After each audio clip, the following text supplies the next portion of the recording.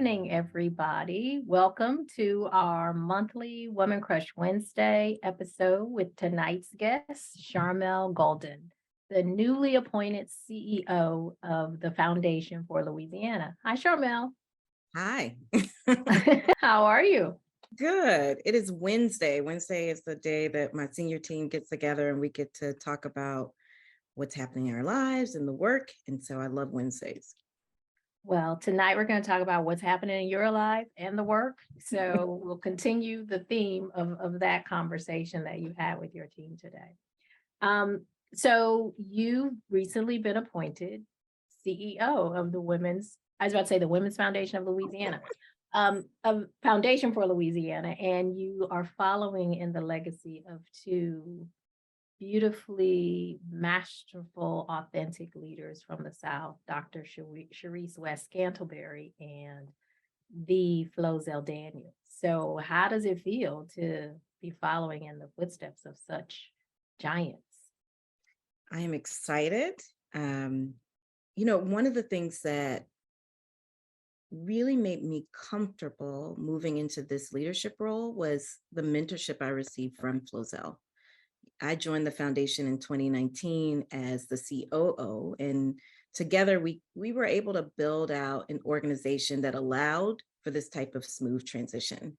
And so I'm excited and honored and in awe and very thankful that they both are only a phone call away, and for Flozell still in the city. So someone whose porch I can go sit on if I need to. Well, I said both Flo and Sharice are just brilliant, well-respected leaders in the field. And while you're following in their footsteps, you have a pretty deep and impressive background yourself. So before we get into the conversation, I just want to share with leaders, with our listeners and viewers, your bio. So Charmel is a lawyer and philanthropic executive with over 15 years experience in nonprofit administration, program design, and strategic advocacy.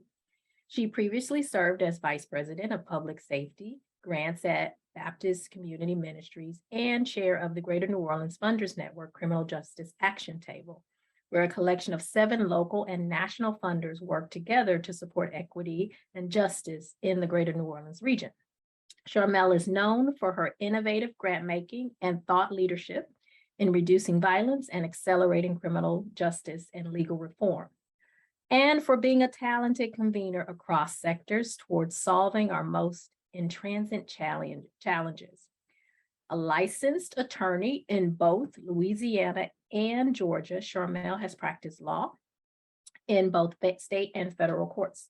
She earned her Bachelor of Science degree in psychology from Xavier University of Louisiana and her law degree from the University of Georgia. So again, Flo and Sharice have their credentials and all of the accolades that they have amassed over their careers, but you're not too shabby yourself, my friend. No. Thank you.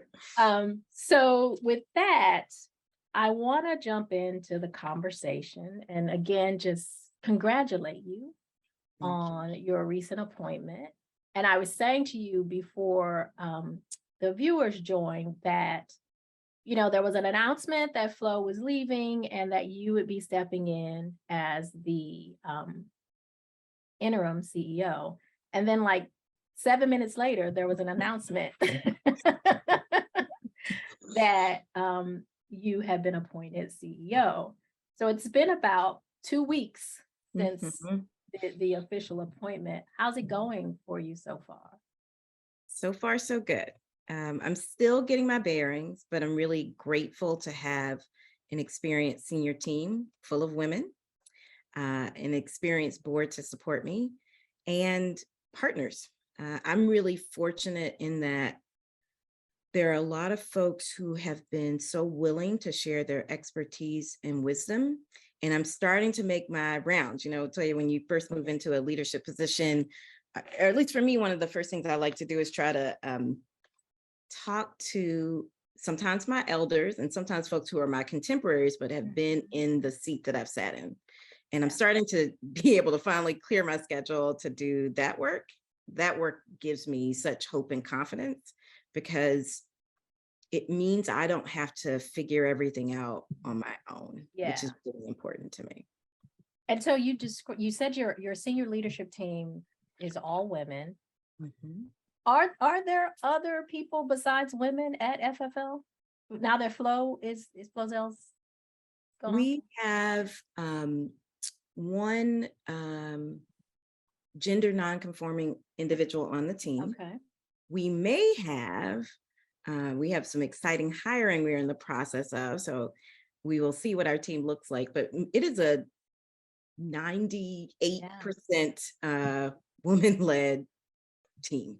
And we think about everyone internally as leaders. One of the things I'm really excited to put in place is the opportunity for everyone to really lean into their own leadership and make decisions that can move forward the work, right?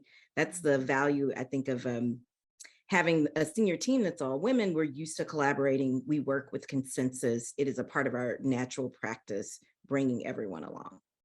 Awesome.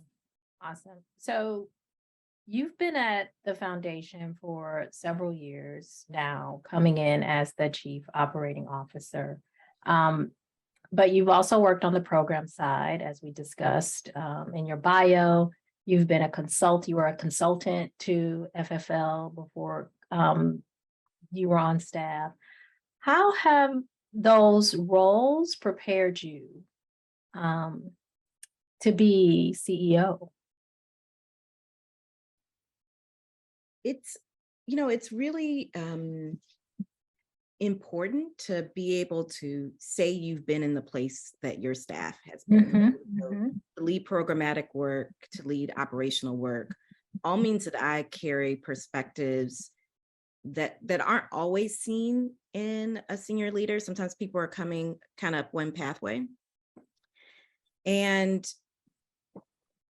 when I thought about kind of that work preparing me, what's been consistent is the ability to collaboratively develop a strategy and then execute. And that started in the programmatic work, that continued in the operational work, and it continues in this visionary work. People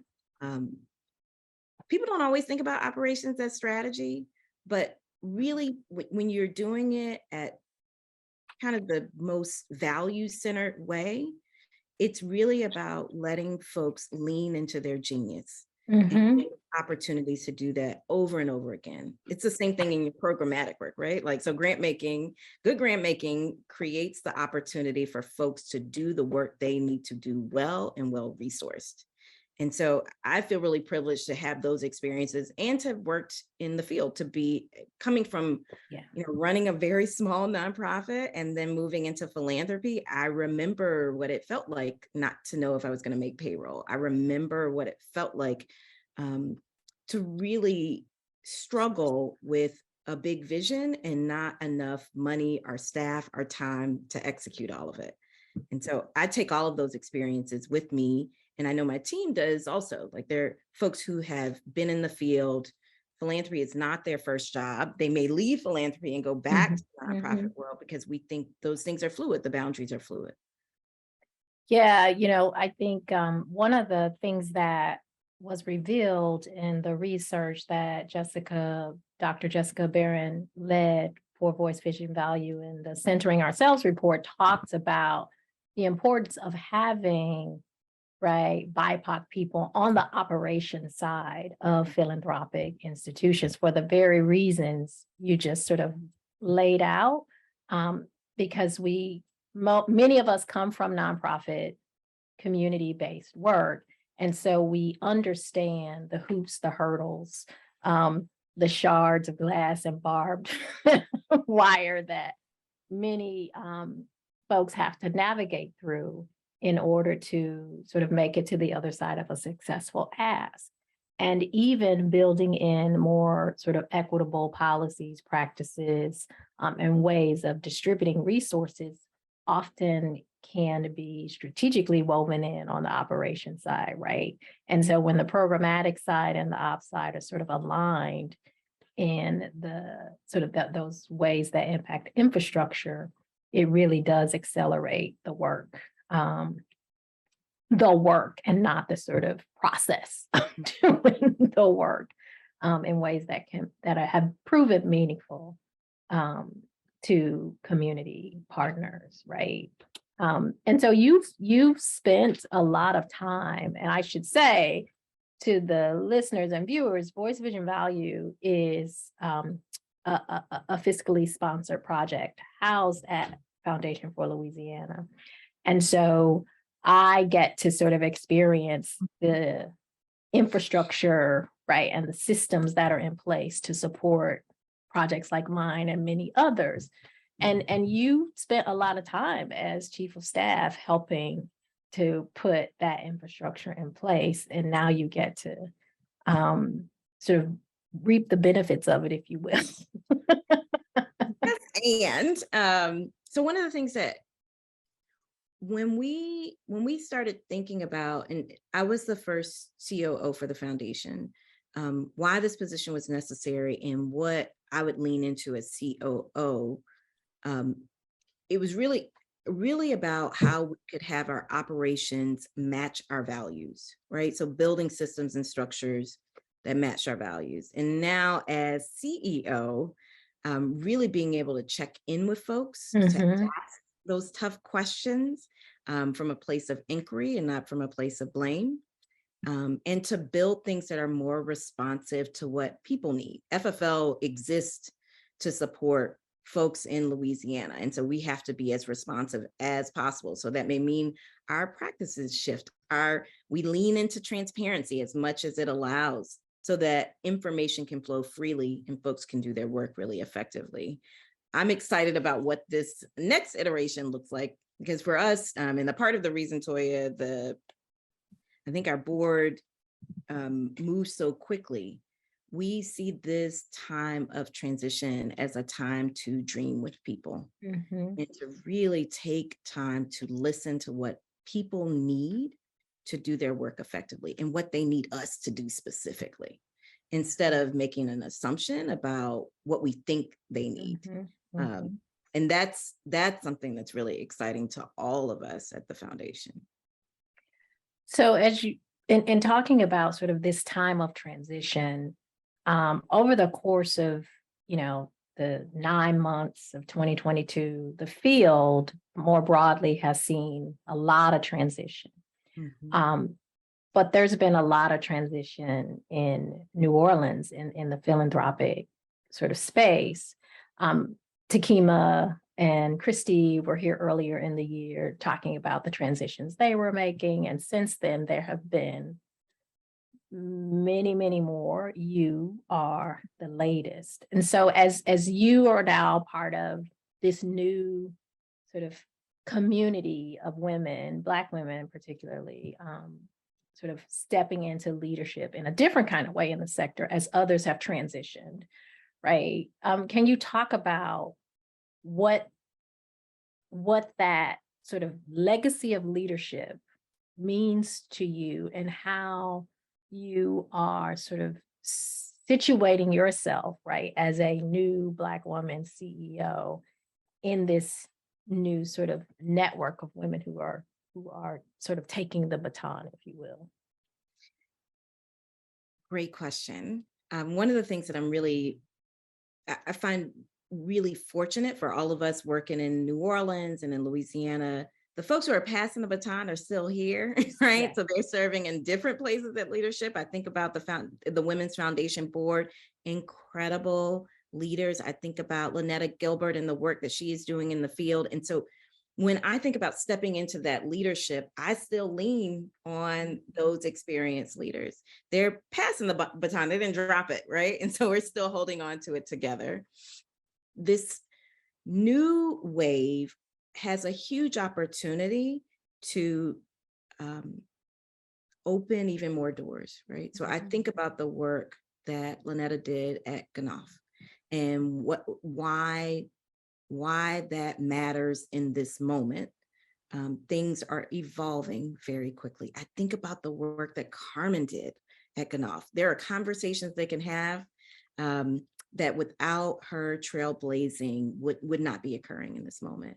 And so there are some of us who are switching seats and what makes that all exciting is the folks who have been trailblazing are still there, but they're stepping back in the way that we haven't, you know, one of the challenges for the field, where do people go when they want to move on to their next rung of leadership? This move towards board leadership in the philanthropic sector by Black women is huge. And it allows for folks like me to really lean into being a CEO, folks like Sierra Coleman, who is moving into advanced leadership. We're able to continue to grow because those trails have been blazed and folks didn't fully leave, right? They left room for someone else to lead, but they're still leading in a different way. Yeah. I think Chicago is very similar to New Orleans in this way, in that, to your point, people shift and move, but they don't leave the community. And so when I think about the 5-6 years that I've been an active member of the Funders Network in New Orleans, I've seen the transitions both, in the nonprofit sector and in the philanthropic sector, but folks don't leave. Like, the talent and the energy and the commitment to community is sustained in a way that isn't often the case in other cities. You guys have this network of folks who used to work for the city and are now in philanthropy, or used to work in philanthropy and now are leading nonprofit organizations, who started new business ventures, but it's all in alignment and in strategic partnership and under the advisement of one another and in support of one another. And so I've always thought it's a special place to lead and to be in community with folks who are from the community. That's the other thing. Folks are from Louisiana or New Orleans, all sort of rowing the machine of change and justice reform and equity, all rowing together, right, in the same boat. And so can you talk about that sort of the broader network of people that make up the community that you are working in partnership with and in support of? That broader network was created because New Orleans is very Southern, right? And so in a Southern place, you have to connect your purpose with your people, right? So when I talk about how I got to New Orleans, it's because I thought I was going to be a doctor. And I showed up with my suitcase at 18 at Xavier, and they welcomed me in, right? In a way that was exactly what I thought it was going to be. I grew up watching A Different World. And so I had my Hillman experience at Xavier. And when I talk about the work and why I'm here, those deep connections, those relationships got built early on. That's what sustains us here. That makes us continue to fight and to push and to grow and to also welcome other people on. My Xavier experience helped me understand those are my people, right? Even though I'm not from New Orleans, and I'm very clear how I got here and why I stay, but those are my people. And being able to explain why and what's so similar between the people in New Orleans versus people in South Georgia versus the people in coastal Alabama, you can easily see that connection. And the relationship building piece that you talked about, I think it's largely fostered and created by a real openness of folks' hearts. This is soul work here. This is not for most folks, an easy place to live. So if you've chosen to be here, there is a reason you are here. And then you get to see all the beautiful reasons to be here and stay and to continue to push back against oppressive systems. Who are some of the people who've nurtured your leadership, and what did it look or feel like to have your leadership nurtured? Ooh, I have a long list. You're on the list. I remember I remember one of our early on Ganofin meetings, we were trying to figure out, so Ganofin, for folks who may not know, the Greater New Orleans Funders Network is a collaboration of local and national funders united to really create equity and justice in the Greater New Orleans area, Louisiana, the United States, and the world. And I thought about Ganofin as a space for me to experiment a bit, to be able to try different things outside of what might be as acceptable in my institution. And so we were sitting around and we had received a charge from Shayna Johnson. And Shayna at the time was the executive director at Breakout, which is a local LGBTQAI organizing group. And now she is doing some consulting work and also just really moving things internationally in the philanthropic field. Shayna charged us with a big vision. What would it look like if instead of nonprofits applying to receive or become a part of a foundation's agenda, we became a part of the community's agenda? And so we were wrestling with that and wrestling with what it would mean to move money collaboratively and quickly. But we didn't have a whole lot of money. And Toya said, well, look, give yourself permission not to be wed to process. And that just unlocked our table. It allowed us to just throw away all the rules and reset a table where our community partners told us what they were going to do. And we were very clear about how much money and who was going to do what. And then also how we as members of the philanthropic community would use all of our tools, not just our grant making tools, to support them.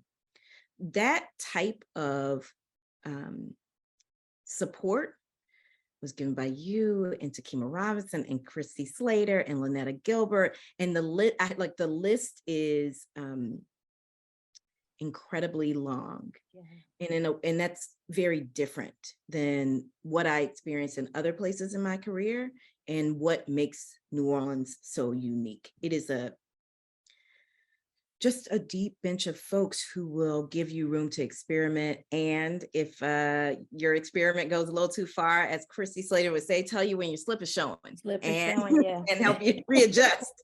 But really figuring out a way for the people to win and for you to make sure that you're doing all that's possible to help people win and get the resources that they need. I have some incredible peer mentors, right? So folks who are also not my elders, but I was very fortunate to join Baptist Community Ministries with Christy Ross. And Christy Ross served as the program director and later became the senior vice president of grants. And that relationship sustained me in the work in a way that it is hard for me to describe. But we were the first Black folks with grant making authority at Baptist Community Ministries. And it was a very different experience. I could not imagine. Chrissy's also a Xavier grad.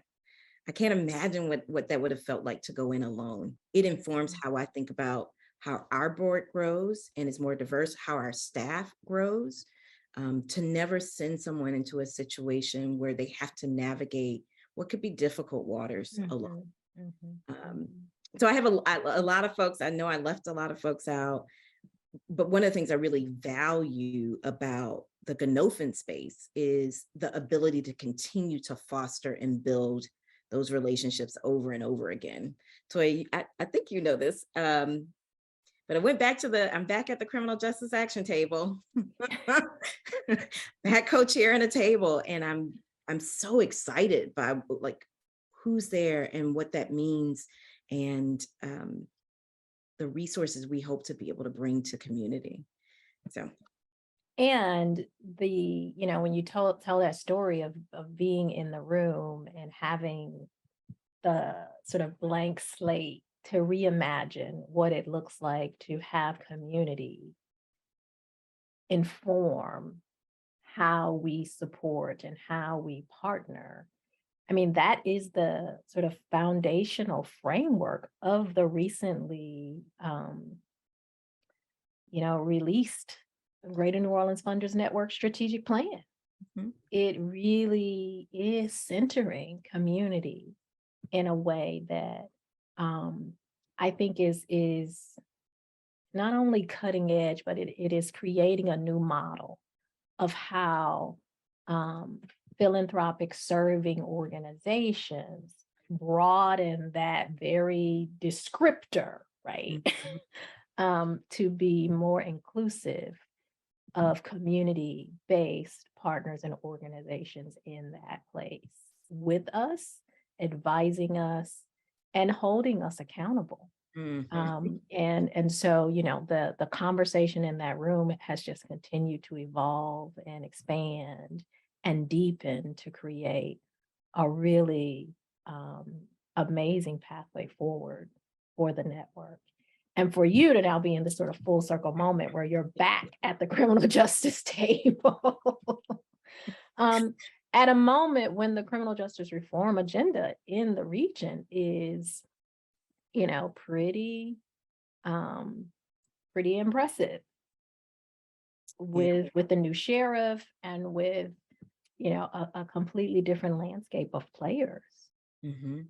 We really want to be able to support folks as they take advantage of this momentum.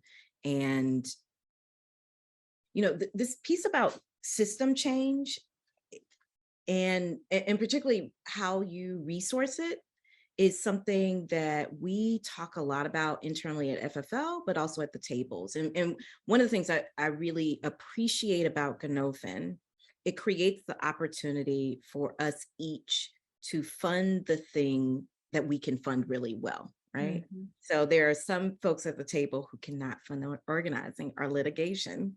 And the folks who can get to lean into that. Um, we also, really think about how we can use all of our tools, not just the grant making tools. One of the things I really appreciate, and this is why FFL, for example, has a fiscal sponsorship program, we care deeply about the ecosystem and making sure there's a healthy ecosystem of organizations pushing for systemic change. And in order to do that, that may mean that, we are um, handling your contracts and dealing with the accounting. We take on those things in order to allow folks to really focus on pushing their agenda day in, day out. And the table is going to be doing some interesting things, I think, to also do that type of innovative work. Yeah. Well, I will give a shout out to Jessica and Mita, Yes. who, make sure all of the back office operations for Voice Vision Value are tight and right. So if you're thinking about a fiscal sponsor, FFL should be top of your list. I endorse their services. Um, but we want to make sure that if any of our guests have questions, to put them in the chat, and we'll continue talking as I look to see if anybody has any questions for you. And then sometimes folks will text me with questions. So, and I do have a text, so I'll look in a moment. So, what have you learned about your leadership and your leadership evolution that you believe serves you well in this moment of your career and of your life? Former litigator, former VP of programs, former morning radio show host. Yeah. Former doctor to be, but became a lawyer, right? Like there's this really rich history of experiences that you're bringing to this role. So can you talk about if there are any nuggets of wisdom or lessons you've learned about leadership? So I'm still learning. What comes to mind for me in this moment um, is like the responsibility to be a builder of consensus. and why as a leader that's so important. We talk a lot about democratic principles, and the thing about democracy, especially our form of democracy, that people may not realize is there's a vote, there's an up and a down, and everybody agrees and they move forward, versus there can be a process of building consensus that allows everyone to see themselves in the decision. And that consensus building work, that facilitation work, that deep listening work has been something that is consistent throughout my career and continues to benefit me. We are in this moment as a senior team thinking about, like, we move in with consensus, and that creates the opportunity for me not to have to hold all the decisions. And it allows all of our team members to really lead, because we try not to make decisions without having the input of folks who are going to be living living those decisions, right? So that consensus building is incredibly important to me. It's something that I learned early on, as I am one of 5 children. I am not the oldest. And so I had to negotiate my way into lots of decisions. And it's what has served me well when trying to figure out sometimes how to convince someone how to see themselves in particular bodies of work, like legal system reform, like reentry, in ways that they may not have known really align with their values. So that's one.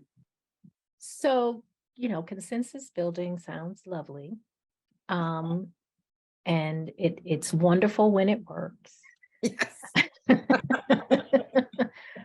It's hard. Yeah. Yeah. So I want to sort of, scratch a little bit more at that, because particularly in institutions that are committed to, right, transparency and equity and all the values that will drive, right, society at large to be more just, to be more fair, and to have opportunities accessible to all of its citizens, right? So it's wonderful in theory, and we're all pushing for that. But there are decision makers. There is a final decision maker, a body of decision makers. There is hierarchy. There is a chain of command. And so how do you balance building consensus, and then what decisions are shared? I think my coach described it as what's yours, what's mine, and what's ours. Because some folks think it's all ours. We all get to decide together, and the decisions will always fall in the way that I want them to. So can you talk a little bit more about the hard part and how? Yeah. So the hard part looks like it takes a long time. And it also requires a lot more from your managers or your senior leaders. Like, I spend a lot of time thinking about those 3 pieces you talked about: what's yours, what's mine, and what's ours, and being clear about what's yours, what's mine, and what's ours. We spend a lot of time also writing it down. So it's really easy to get stuck in the trap of the CEO making all decisions at all times. And I experienced it myself. A weekend, I thought, okay, well, I have to sign everything and do everything. But we put some systems in place to slow things down, to show the points of decision making. And that allowed me to say, do I actually need to make that decision? Or is that something better suited for someone else? Once we've agreed about what our vision is, which is something we will discuss, and our consensus, folks will often not get exactly what they want, but get close enough to be okay with moving forward. The planning part, though, is really, really important. the clear articulation about which things are collective and which things are not, the clear articulation of roles. So what is my role? Visionary leader, right? That helps me to be clear about places I should not be making decisions. You talked about Jessica and Mita. Jessica is the director of our FSP program. There are decisions that Jessica is going to make that I'm not going to make. But we've collaboratively talked about why we're doing it, what's in place, and what's the outcome we're seeking. And once those things have been agreed upon, it's up to me to step back and let a leader lead. And so that part seen it, and it's Toya, I'll tell you, this 2 weeks in, right? So, you know, happy 2-week anniversary. Yeah, let's we should talk about it in a year. It's been a part of our practice at FFL. It's been what we like, that leaning into our values piece. It has not always been easy. It has been very messy. Folks have given us a lot of grace internally and externally, but because we talk about why we're doing it this way, folks are willing to go on the journey with us. The last thing about consensus and kind of this distributed decision-making piece that I will say that is something I didn't come to the foundation with. This is something that evolved as a result of Flozel's mentorship. Being vulnerable enough to say when something didn't work out, when it didn't go well, when we didn't hit the mark, and being okay with going back and trying again. This acknowledgement of mistakes is really important, and the communication about how things are going to happen and who's going to decide what and why we're doing it that way, I find is also incredibly important. And when we're explaining the why, that helps separate who's going to make what decision when. If it's something that's time sensitive, of course, we're not going to call a all staff hands on deck to, enter into a new project. But explaining those things on the front end helps build the team's acceptance, cooperation, and tight execution on the back end. So, when you think about the role of CEO, 2 weeks in, with all that you've learned already, all the ways in which you're an expert, 2 weeks in, is this something you wanted, right? Like, did you set out to, at some point in your career, be a CEO of a foundation? Or, is the opportunity something that you were set up for as you moved through your career? Because some people are clear, I want to run a foundation. Was that your intention? Yes. Okay. And I got reminded of this. I got reminded of this about a month ago. So we had a celebration of Flozel. We've been celebrating Flozel for like 3 months. And one of the folks attending the get together reminded me of a conversation we had over coffee about what my vision was and why I wanted this. Why was it important to sit in this particular seat? And I'd forgotten. I forgot that I set out to be the head of a foundation. And that reminder was really, really helpful. That reminder solidified my commitment to really stepping into this role. For me, my leadership is very tactile. Takima said once that you can see it, you can feel it from me.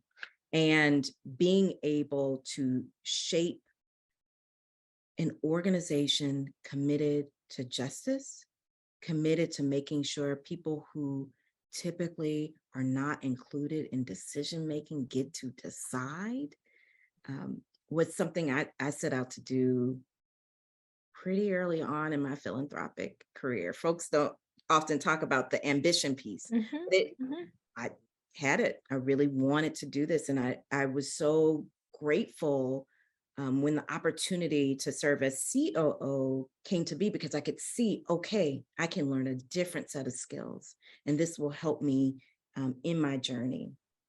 And my board says they were very happy that I decided to really step into this. There wasn't a choice, of course. Of course. It's what I wanted. It's what my team wanted, which was hugely important. Um, and it's what the organization needs at this point. When Flozell shared the news with me, I was not happy. I mean, I was happy, sad. And then when the news, was made public that you would be the interim, I was like, okay, then fine. It's yes, you may go. You may go and take this new amazing opportunity to do this work, that you believe in and are so well suited for on a, on a bigger scale. Because Charmel's in charge. Yes. And so Toya, that confidence from Yeah. so I received so many calls and texts, and folks just reach out to really affirm that. It makes me so grateful for the deep relationships here. It also gives me such confidence. I know I am not actually in this alone. I know I can call you and Takima and Lynetta and Sierra. There's so many people who are pushing for the organization's success, but also my success, which is incredibly important. I have a senior team that is super excited about having a Black woman lead the foundation for Louisiana, and what that means, and what that means in this particular moment. Yeah, yeah. We So are another one of the sort of just picking up on a Black woman leading in this particular moment in time, in this moment in history.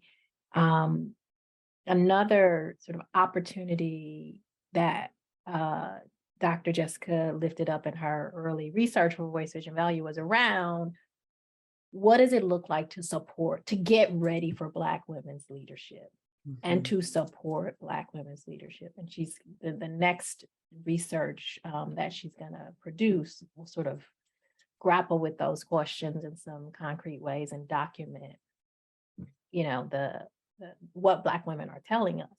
But for you've shared this sort of long list of folks who've supported you up to this moment and the importance of the opportunity this moment represents. But what support do you need now that may be different from the support you got to get to this moment, right? To ready you to say yes and step into your vision of being a CEO of a foundation, right? So what does it look like to support Charmel, the CEO? Great question. In my board, this is why I love this incredible board that I have. Almost all women. They've asked me that, and that's rare. They've told me to take time and ask for what I need, and given me suggestions about some things that I might need at this point in my leadership journey. Because it's really hard to imagine it if you haven't been in it before. You don't know. I mean, how do you know what you need? And some of that I might think that I know, and some of it I will, be able to report back in 3 months. Oh, I learned that I need this. But for them to offer up some examples and give me something to respond to, been really important. So one of the things that I know I'm going to need at this stage, and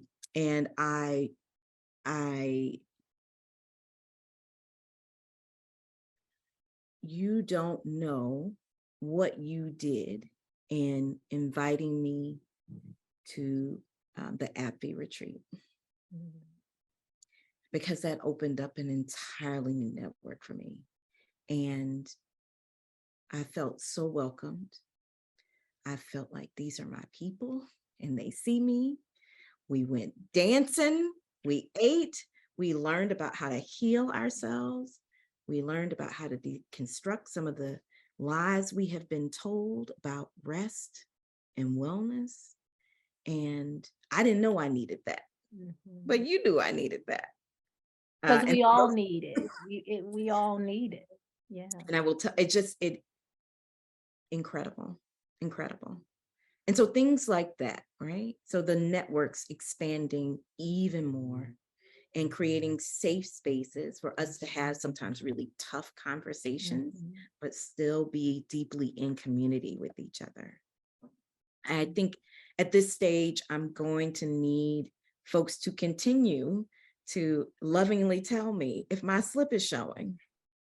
And so that, for those of y'all who might not be from the South or raised in St. John Missionary Baptist Church is my home church. And so you grew up, you wear a slip, and the little, the ladies, the deaconess might tell you if something was showing, so you could readjust and then come out properly clothed, right? And so I want folks to tell me if something isn't landing right, or if there's something around the corner I can't see, because there are going to be things I can't see from my vantage point, from my experience, that other folks have experienced. We're putting some things in place right now. My team is really proud that I did this, but deliberately not scheduling meetings before a certain time, so that I had time to gather myself before I moved through the world. And some of that time is used just for writing, and some of it, Toya, is used, I am exercising and meditating, right? So that I can take care of myself in this work. And, that piece around care and self-care and being kind to self, I know that I need that. I'm going to need people to remind me of that, because the work is so urgent and it's important. And this is a huge responsibility. And I have an obligation to show up. Right. So some of the things I know I need, you all are telling me things that I need. I have a board that's offering things to me, and I feel really supported in this moment. And I really believe that this community that you are also helping to coordinate and cultivate and connect will offer me things I can't even think about. I can't even imagine in this moment. Yeah.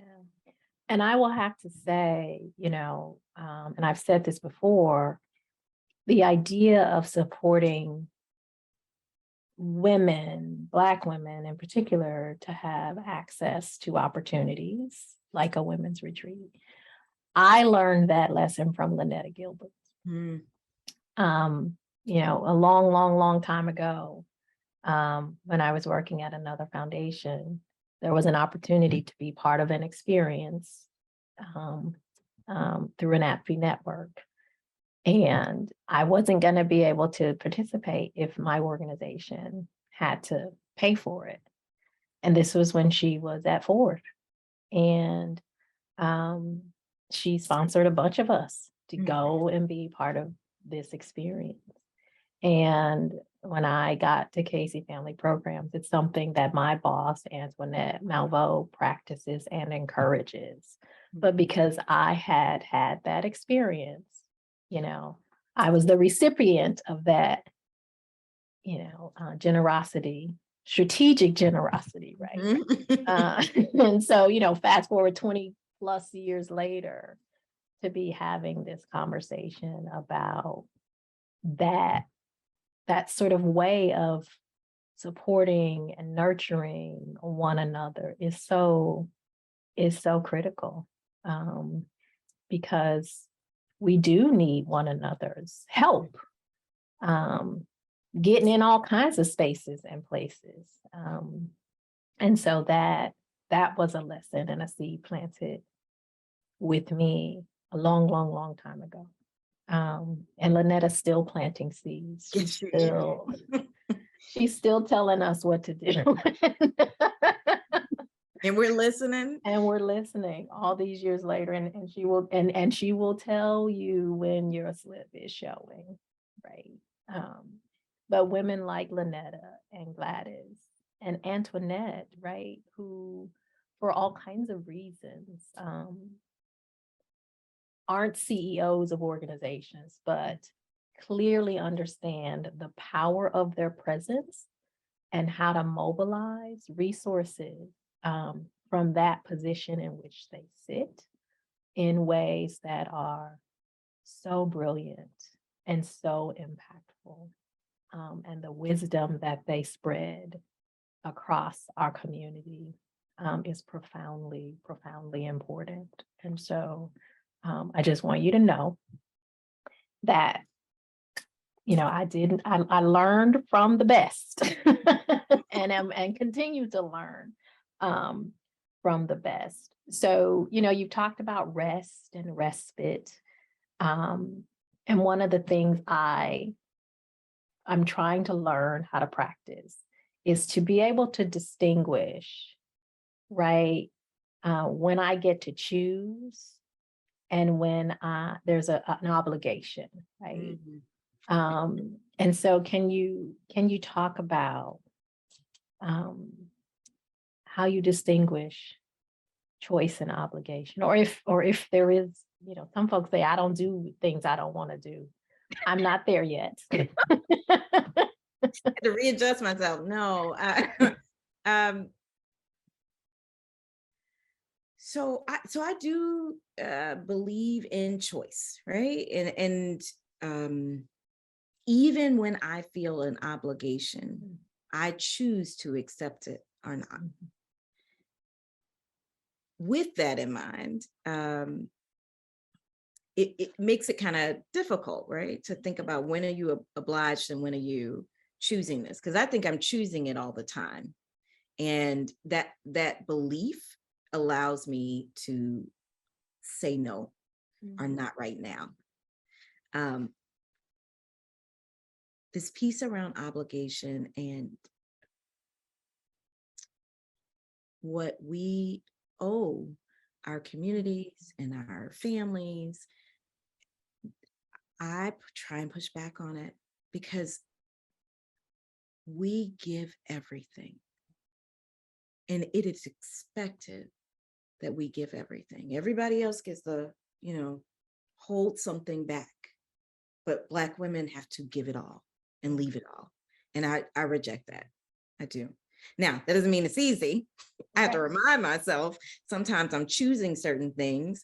And this is the piece around saying things out loud. I got myself into a situation last month where I felt obligated to carry something that I did not agree to do. I agreed to do one thing. I ended up doing 3 other things, but I felt like if I didn't do it, it wouldn't get done. Yeah. And that could have been true, but I also likely did not create room for someone else to step up. And that was the debrief. That was the deep. I chose that. And so I couldn't be frustrated because that was my choice. And saying that out loud helps me to remember that. It helps my team to remember that. Sometimes my team to remind me of that. Like, no, this is a choice. You're choosing this. And be careful about what you choose because you only have so much energy. Right. So. Right. All right. Well, we've got 5 minutes. And some of the questions that I've asked you obviously were not on the list because they've been coming through on my phone. I don't know why people text me and don't put it in, but whatever. So last question, voice, vision, value. Which resonates with you most and why?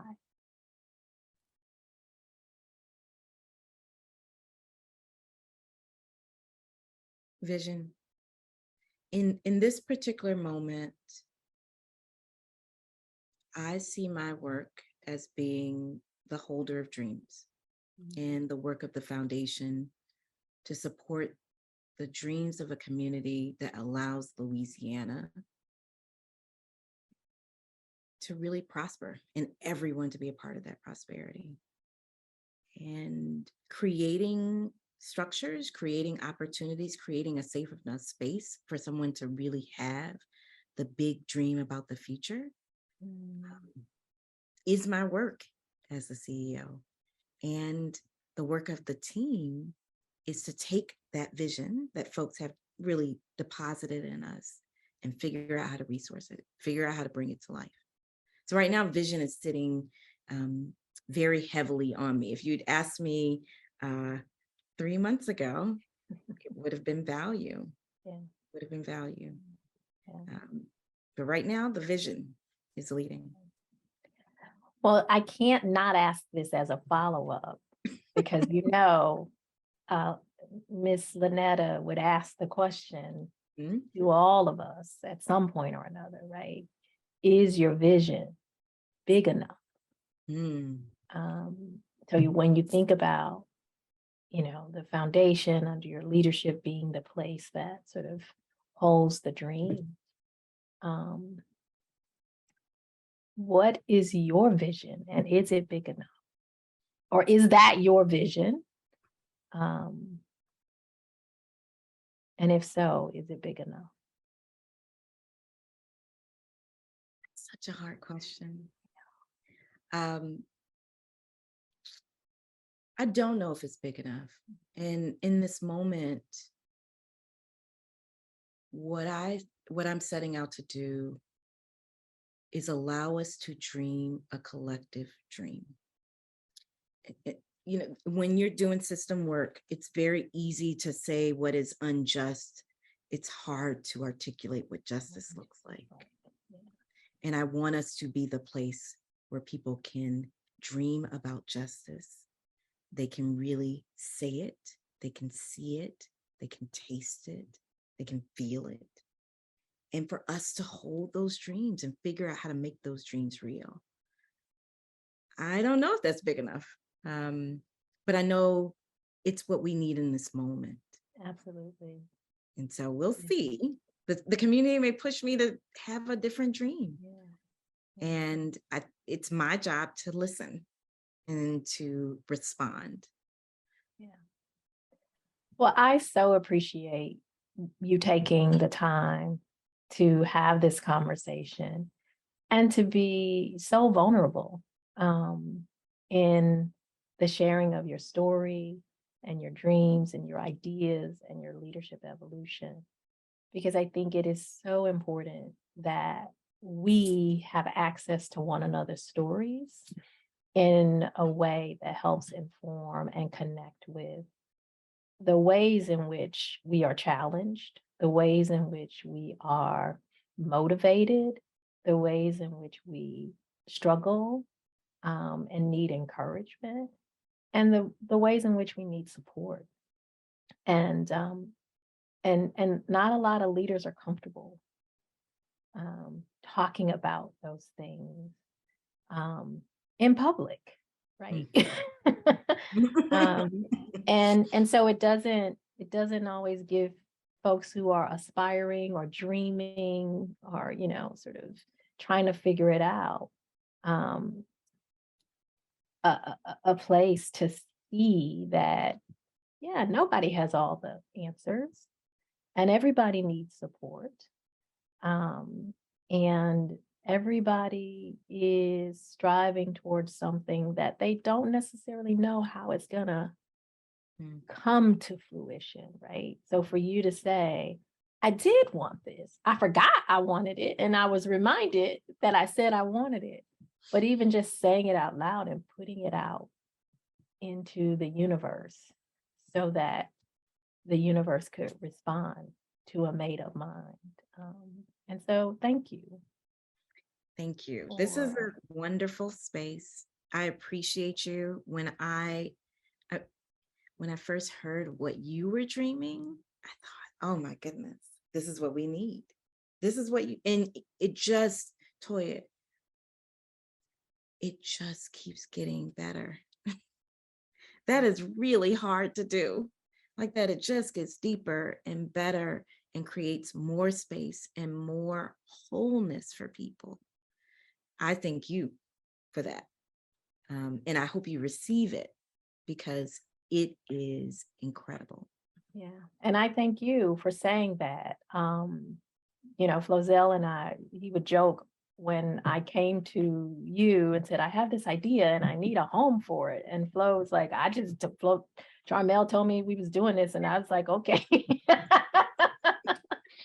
And so I say often, this couldn't exist if Black women didn't say yes, and if Black women don't continue to say yes, right? So all of this is the result of Black women hearing an idea and agreeing to resource it, from the back office to the programmatic aspects of the work, the research agenda, the web series, the book that's being developed. That's all the contribution of Black women.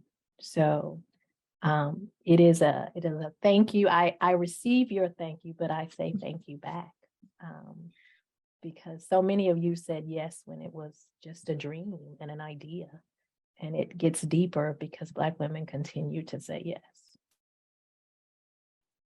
So, touche, my friend. Well, I wish you nothing but love and prosperity as you step deeper and deeper into your purpose. We are so fortunate to have your leadership demonstration, to set a new standard and an ever evolving body of work that is driving towards justice in New Orleans and in the state of Louisiana and in the world. And to have you in this space, in this role, is truly, truly a blessing. And I don't say that often, but I've witnessed and watched and learned from you. And it really is an awesome, awesome moment to have you leading the organization and the community. So thank you for staying in New Orleans. And I wish you nothing but the best, nothing but the best. Thank you so much. All right, so that concludes this month's episode. Join us next month in October when our guest will be the Latifah Simon, the new president and CEO of the Meadow Fund. And we'll be posting the information for how to register for that episode on our social media soon, as well as the recording of our conversation tonight with Charmel Gaulden, the president and CEO of the Foundation for Louisiana. Thank you, my dear. Thank you. This was And wonderful. thanks everyone for joining us. Have a good night. Take care of yourself and each other. Until next time.